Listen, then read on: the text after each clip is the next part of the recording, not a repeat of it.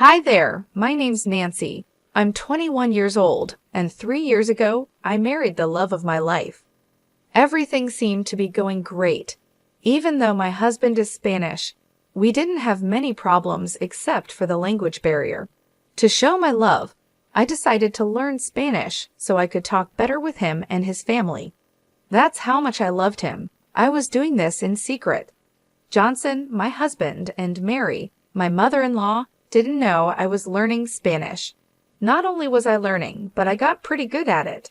I knew that if I was in Spain, I could manage. You might be wondering, if I'm so good at Spanish, why doesn't my husband know? Well, I was a bit shy. It can be scary trying to speak a new language, especially with people you're close to. But I decided it was time to stop hiding. I needed to speak Spanish with both my husband and my mother-in-law. After all, I learned it to make communication easier, right? Well, it's a good thing I didn't start speaking Spanish right away because I found out some surprising information one day that led to a series of unfortunate events. Hello, Mama. How are you, my son? Thank you for inviting me over this lovely Sunday afternoon. It was our pleasure, Mom. Hello, Mama. Hello, my daughter. How are you? Thank you so much for including me. Oh, hush. You know you're always wanted and welcome here. I brought some croissants and how do you Americans say, bagels? Yes, bagels and croissants for our afternoon tea. Oh, how lovely. Thank you so much. Come and sit, Mama. The food will be ready soon. Did she prepare the food? No, I did most of the prep. Don't worry. Oh, thank God. Hearing this, I wondered what she meant by that, but I was too shy to ask. How strange. Mary always seemed to like my cooking. Why was she saying those things? At the time, I thought maybe she just wanted to eat food made by her son that day. Maybe she wanted to taste food that reminded her of old times. Then I heard her say, I hate her cooking. Why did you invite me here instead of taking me to a cafe so we could avoid her? Mom, we agreed to speak in English so Nancy doesn't feel left out, remember? Oh, forgive me, my sweet daughter. I was just saying that the food looks so good. I was surprised to learn that my son made it. Oh, I wish it was you who made it. I love your cooking. At this point, I was confused. How could she say such awful things in Spanish and then lie to my face in English? I thought I might have misunderstood, but I had a plan to confirm what I heard.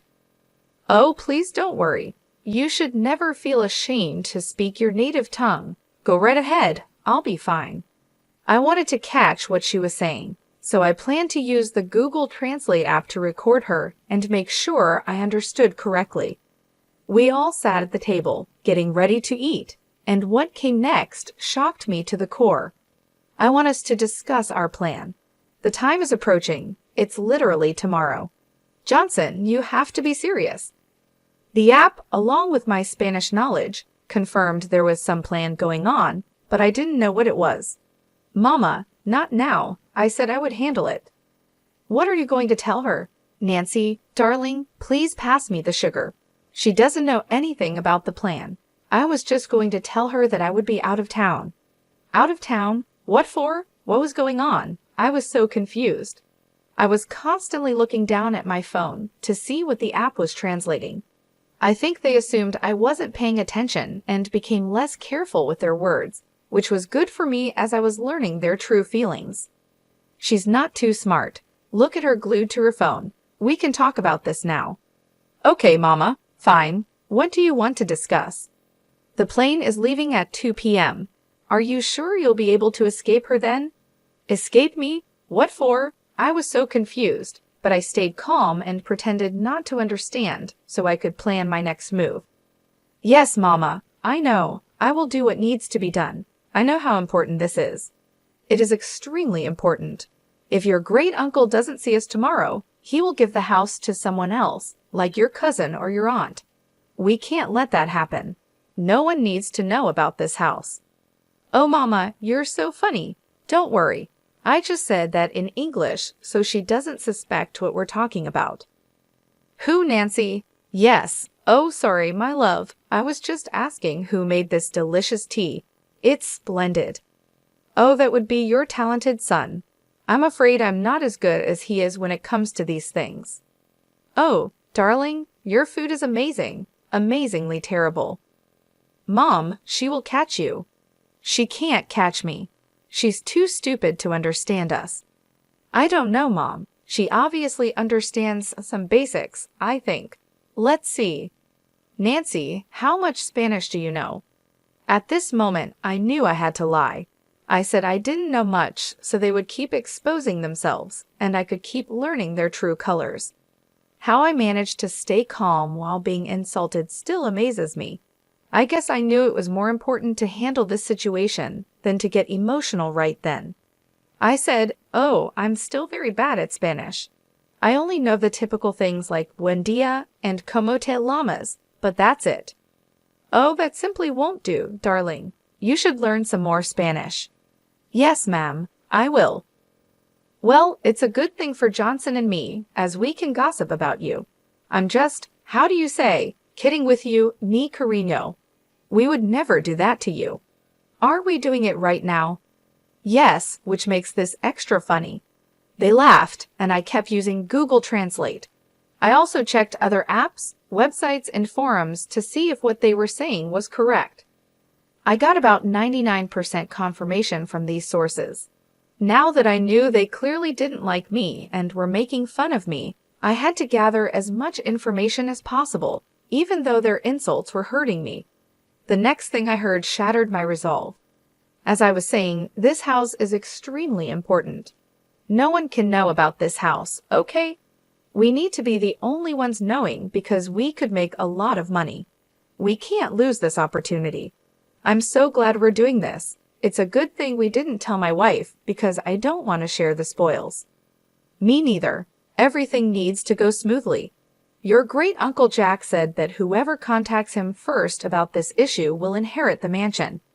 So we need to go there physically before anyone else and start working on remodeling and improving the house. I can't wait to have a house in New Hampshire. This is where I'll go to escape my wife and my life here in Mississippi. Sometimes I can't stand her. You know you're still young, way too young to be married to someone like her. Come and live with me in New Hampshire. You can enjoy your youth with women and booze, have a good time, and then settle down when you're ready. Let's leave this place. Honestly, Mama, I think you're right. I couldn't believe what I was hearing. I felt tears welling up. Excuse me, what's wrong? Is everything okay? Yes, I just need to get something from the kitchen. I couldn't listen to them anymore. I needed to collect myself and not make a scene. How could they say those awful things with me right there in the room? Did they have no shame? I was so upset. I began pacing up and down the kitchen, and then I saw my mother-in-law's purse sitting on the counter. I decided to look inside and take her phone. Luckily, it was unlocked. I opened her WhatsApp and sent Uncle Jack's number to my phone. I quickly deleted the text from her phone, so it looked like nothing happened. It felt like I was acting on instinct. I didn't know why I did it, but I was glad because I was now planning to get back at them. I returned to the dining room where the conversation was still going on. They seemed to be talking about the same thing. So tomorrow we leave for the vacation. I think it's well deserved because of all the hard work we've been doing. I second that. We deserve this break. Is everything okay? Yes, honey, we were just talking about the weather and how it's a perfect day to go relax somewhere. Would you like us to do that? Maybe not today, Scene. Oh, okay. When would you like to go then? Maybe tomorrow? Both Mary and Johnson froze slightly. I was looking for their reaction and noticed it. I don't think tomorrow would be possible. I asked Scene to help me with some things around the house. Oh, what things? Why is she asking so many questions? Just to move things around. I can help too, if you like. That won't be necessary. See how nosy she is being. I don't like it one bit. Do you see why you have to leave this place? Don't worry, Mama. I've got this handled. I still managed to keep a smile despite knowing what they were saying. I was looking forward to my plan for revenge. I continued recording their conversations until the very end to make sure I had all the details. As I mentioned before, my Spanish was getting pretty good, but I still wanted to make sure I got the right information. That night, I snuck away from the bedroom and went to the office to do some more investigating. I replayed the audio, and sure enough, my doubts about my accuracy were gone. From this whole ordeal, I learned that there was a vacation planned for tomorrow to go and claim a house from Great Uncle Jack, and that these people apparently hated me and were planning to leave me. A bonus piece of information I got was when I went to the kitchen to pace. I had left my phone, which was still recording, in the room with my husband and mother-in-law, and I managed to pick up some more useful information. The conversation consisted of Mary asking Johnson about his computer password because she wanted to change some aspects of their flight. I managed to get the password and flight details. I must have hit the jackpot. I logged into John's computer, and sure enough, there were flight details on the website where he booked the tickets. Feeling very sneaky and devious, I may or may not have changed their flight details, pushing their flight to the day after tomorrow. This was just phase 1 of my plans. There was a lot more to come. Since I had sent myself Great Uncle Jack's number, I was ready to do what I needed to do. "Hello, Uncle Jack, it's Nancy." "Oh, hello, darling. How are you doing? Is everything okay?" "Well, no, not really." I went into great detail explaining what had happened that day. I even sent him the audio recording as proof because, without it, I doubt he would have believed me. We cut the call so he could listen to the voice recordings, and we talked again after he finished listening. Wow, I don't even know what to say. How could Mary and Johnson do this? They were such sweet and innocent people when they were younger. How could they do this to you, to me? I know, it's a lot to take in. It was shocking to me too. You have indeed improved your Spanish. Well done. Thanks, Jack. But now that we know this, what do we do? Well, obviously they're not going to get the house. That's a fact. After hearing all of this, there is no way that I would never give such a valuable and honorable gift to people who plan to ruin it with their evilness and foolishness. Okay, I get it. It's your house, and you have every right to do what you want with it. Yes, I do. From now on, I will ignore their calls. Let's see how they feel about that. Thanks again for bringing this to my attention. You are a good and kind-hearted person, Nancy. Please don't let the ugliness of this world change you. Thank you for your time and willingness to listen. Hearing what you heard today couldn't have been easy. I applaud you for your strength. Please take care, Uncle Jack. You too, love. Good night. With that, I knew I had secured the downfall of both Mary and Johnson. Now that everything was set, I just had to wait for the right moment to make my move. When I got back to the bedroom, Johnson was still fast asleep. It hurt to know that my husband, whom I love dearly, would treat me this way. I didn't know he felt all those things, and maybe if we had talked, we could have found a solution. But he chose to be deceitful. I took his phone and turned off his alarm. Without it, he would surely oversleep, and that's exactly what happened. I packed my things and went to a hotel for the night. I couldn't stay in the house with someone like that. The next day, absolute chaos ensued. I'm sure John woke up to 100 missed calls from his mother and was frantically packing because he hadn't packed the day before. I suspect this because I got a call from him at 1 p.m. Where the hell are you? Why didn't my alarm go off, and why aren't you here? Oh, I decided to take a little vacation day for myself. Oh, that's nice. A little heads up would have been appreciated, though. Yeah, likewise, Scene. What? What do you mean? Anyways, that doesn't matter. I'm running late for my flight. I mean my meeting with Mom.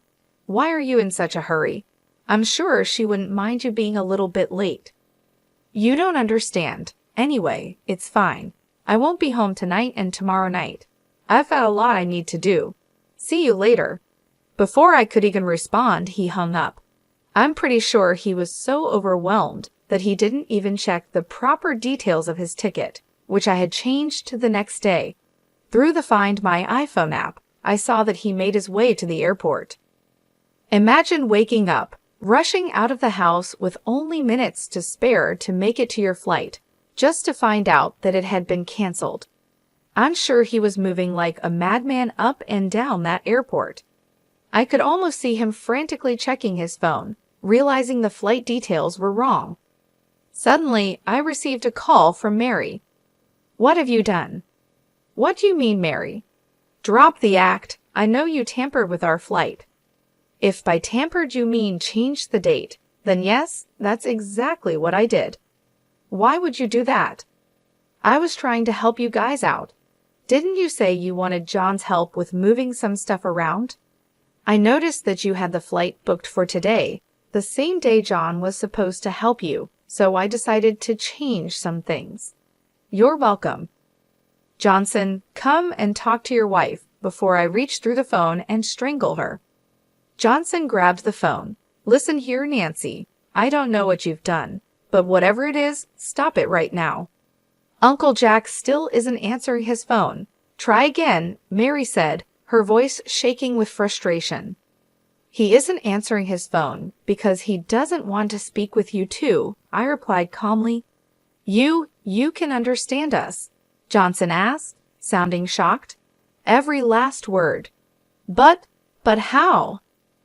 "I've been practicing," I said, feeling a strange mix of satisfaction and sadness. "I've been learning Spanish so I could communicate better with you and your mom. But now I see it also helped me uncover your plans." Johnson's face went pale. You knew all along." "Yes, I heard everything. Your plans to leave me, to claim the house without me knowing. I heard it all." Johnson and Mary were silent. I could hear their heavy breathing over the phone, the shock and fear evident in their silence. "So what now?" Johnson finally asked.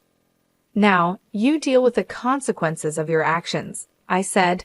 "I already spoke to Uncle Jack. He knows everything. You won't be getting that house." "But Nancy, you don't understand," Johnson pleaded. "We had no choice. We needed that house." "You had a choice," I said firmly. "You could have been honest with me. Instead, you chose to deceive me. Now you have to live with the consequences." There was another long silence. Then Mary spoke, her voice trembling. "Nancy, we're sorry. We didn't mean for it to go this far." "It's too late for apologies," I replied. "You made your bed. Now you have to lie in it." I hung up the phone and took a deep breath. It was done. I had exposed their plans and ensured they wouldn't get the house. I felt a sense of relief, but also a deep sadness. The man I loved, the family I thought I was a part of, had betrayed me. But I knew I had to move on. I packed my things and checked out of the hotel. I decided to stay with a friend for a while until I figured out my next steps. As I walked out of the hotel, I felt a mix of emotions: anger, sadness, relief, but most of all, a sense of empowerment. I had stood up for myself and taken control of the situation. And now I was ready to start a new chapter in my life, free from deceit and betrayal. "I told you, Mama. I told you she might hear us." "So that means yesterday you heard everything?" "Yep. Here's what's going to happen. I'm going to divorce your good-for-nothing son and leave you two to deal with each other. How blessed day. Oh, and next time you want to talk about someone with them right there in the room, make sure they don't understand what you're saying. Have a nice life." I hung up before they could respond. I was done with their nonsense. Later that day, I got a call from Uncle Jack. "Hello, dear. How are you?" "I'm a bit upset. I just had an ugly fight with John and Mary, and now I'm getting a divorce from him." "I'm so sorry that things turned out this way, Nancy. It's part of life, I guess. How are things on your end?" "Well, I finally spoke to them and gave them a piece of my mind. They are not happy." "What did you say to them?" "I told John that he's an idiot for treating you the way he did, and told Mary that she's evil for roping her son into her schemes. I also told them that I have given you the house." "You what?" "Yes, dear. The mansion is yours. Even if you get a divorce from John, it's all yours, and you can share it with whomever you please. I don't know what to say, Jack. It's too much. I wanted this house to go to someone kind and compassionate, but also tough and strong when needed. That's exactly who you are. A house is the least I could do after all the stress and turmoil those two put you through. The house is yours. Take it.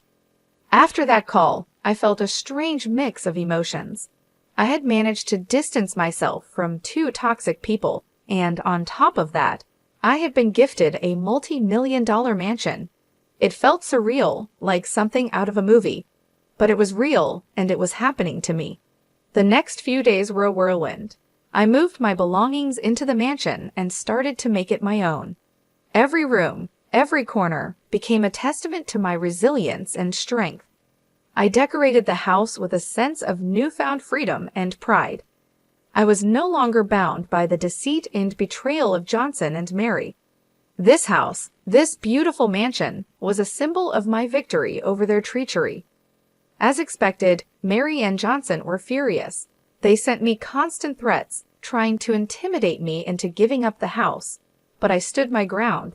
Each time they sent a threat, I responded with a picture of a different part of the house, reminding them that it was mine, not theirs. I wanted them to see what they had lost, to feel the sting of their own actions. Revenge never felt so sweet. One evening, as I was sitting in the grand living room, surrounded by the opulence of the mansion, I reflected on everything that had happened. I thought about how much I had loved Johnson, how I had tried to learn Spanish to communicate better with him and his family. I remembered the hurtful things they had said about me, their plans to leave me out of their lives. It had been a painful journey, but I had come out stronger on the other side. I received another call from Uncle Jack. "Nancy, I just wanted to check in and see how you're doing." "I'm doing well, Jack. Thank you for everything. The house is beautiful. I'm glad you like it. You deserve it after everything you've been through." "I appreciate that. It means a lot to me."